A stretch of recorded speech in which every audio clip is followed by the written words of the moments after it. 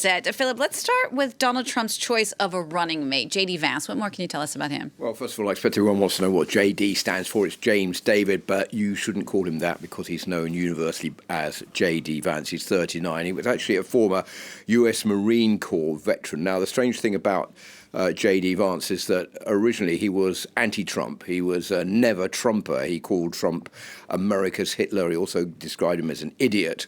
But little by little, he's done this U-turn and become now what many are saying is a mini Trump himself. Now, I think what Donald Trump is trying to obtain by calling on J.D. Vance to be his running mate is two things. First of all, he needs to have someone who is really a staunch ally, someone who will always back him up. Remember that he was let down by Mike Pence, who refused to agree to what Donald Trump was doing on the day of the storming of the Capitol building in Washington to verify the election results. I think there's little doubt that J.D. Vance would go all the way in backing Donald Trump, even up to breaking the law, and that's what Donald Trump is looking for in all of this. He's also a populist.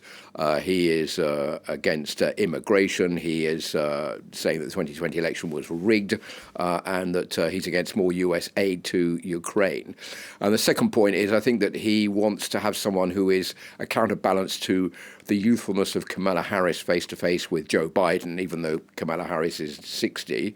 I think that Joe Biden, by choosing J.D. Vance, someone who's only 39, half of Donald Trump's age, is showing that he wants to try to bridge the gap and to pull in more blue-collar workers from other states close by, already Ohio, which is moving more to the right, but also Michigan, Pennsylvania, and Wisconsin, and J.D. Vance is definitely the man for the job.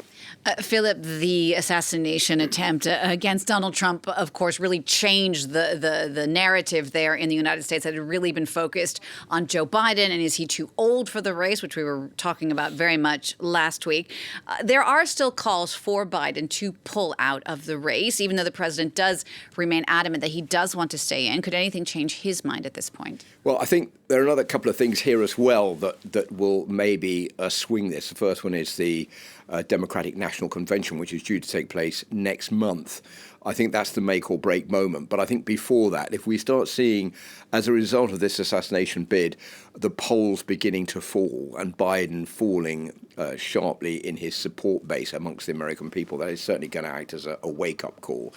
It's a very complicated issue because time is so short now to change the candidates. The Democrats are really in a quandary over what to do. There's only one person who could really fill Joe Biden's shoes, and that is Kamala Harris. Would she be able to do it? Is she popular enough? It looks like she's been going back up in the polls just recently.